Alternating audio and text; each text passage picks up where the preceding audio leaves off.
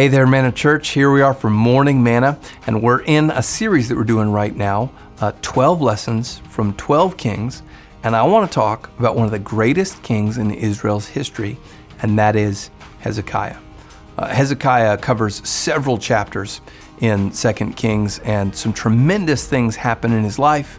Some things don't go so great, but he has an amazing victory against the Assyrians. It seems like everything is set against him, and yet God comes through.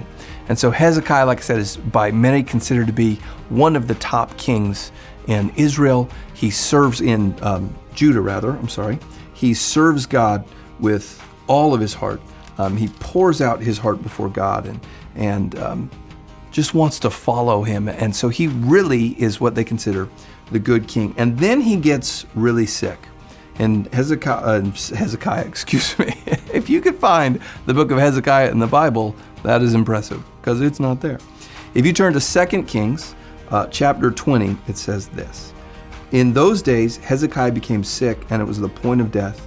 And Isaiah the prophet, the son of Amos, came to him and said to him, 'Thus says the Lord, set your house in order, for you shall die, you shall not recover.' Then," I love this, "Hezekiah turned his face to the wall and prayed to the Lord, saying, 'Now, O Lord, please remember how I've walked before you in faithfulness and with a whole heart, and have done what is good in your sight.'